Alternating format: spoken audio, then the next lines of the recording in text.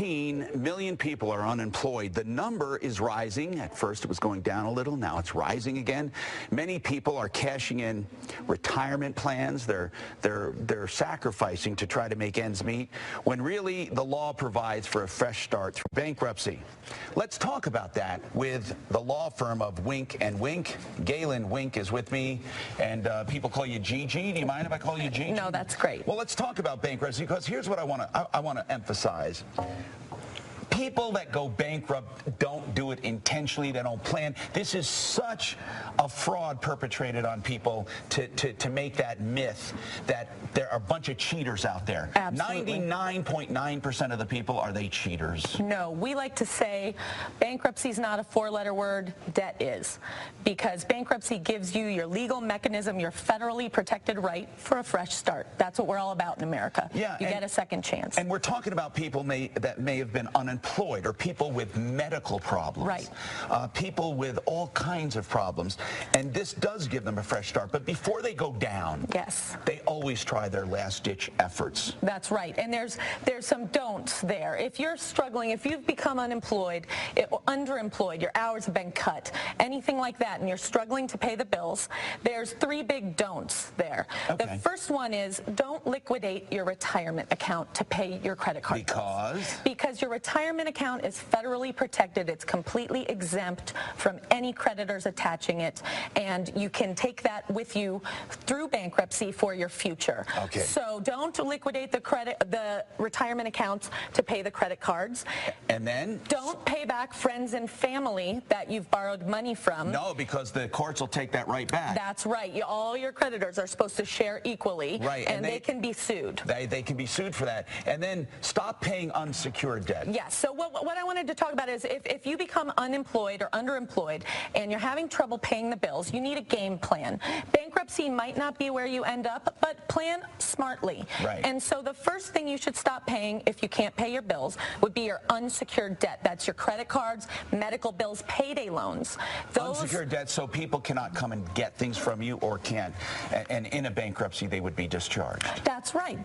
Bankruptcy handles those very well. Get a fresh start from those easily. So what else? If you're going to stop paying your bills, a very important credit card bills, unsecured debt, be aware that you don't want to bank where you borrow. That's a great rule for life. Your bank should just be your bank. You shouldn't owe them money on an auto loan, a mortgage, or a credit card, because they have a right to set those off and take money out of your account. I want to make that clear. If you have an auto loan with a bank and you have savings there, and the savings are for emergencies, a sick child, you're unemployed and you're living off of it, and you go behind on your car payment, they can seize your bank account. That's right. It's called an offset. Offset, set off. There's also cross-collateralization. All these legal terms, what it means is you could go to get your money out of savings that you need desperately to live, and they've taken it to attribute it to the credit card or the auto loan. So first thing you stop paying is your unsecured debt, because we can get rid of that in bankruptcy. And we're talking about people who are desperate that can't make their bills. We're talking about prioritizing. Absolutely. So unsecured debt.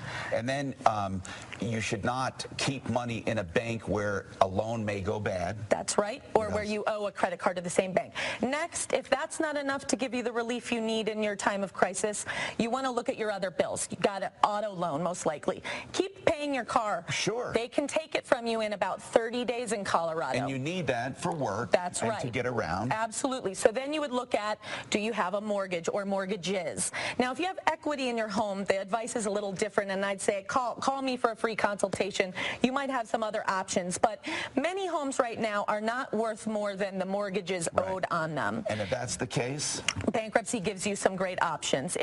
If you just cannot afford the home anymore, you can live there without paying the mortgages during the foreclosure process. And in Colorado, the quickest that can happen is 4 months, but in reality, it's 6 to 12 and sometimes longer. So the point is, though, and actually banks like the house being occupied and taken care of. Absolutely. We're not talking about people that destroy homes. We're talking about decent people that need to get a fresh start. We're talking about people contemplating bankruptcy. If they stop making payments, they can extend their stay there a bit. But what about if they have a second mortgage and a first mortgage, and can't they get rid of that second? Absolutely. So if something's got to give on the mortgages, you stop paying the second mortgage first, because if your home is worth less than the amount of your first mortgage, you can what's called strip off that second mortgage in a Chapter 13 bankruptcy and get rid of it entirely. So that is one place. If you need a little breathing room, you could stop paying the second mortgage.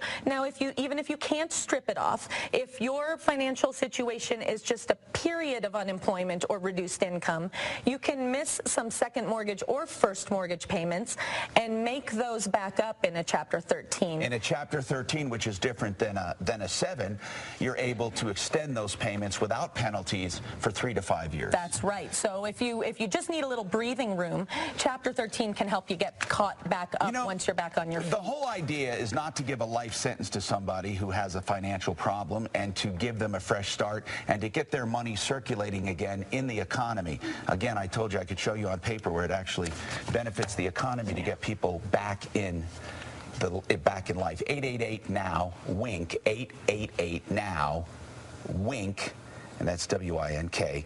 Online, winkandwink.com, winkandwink.com.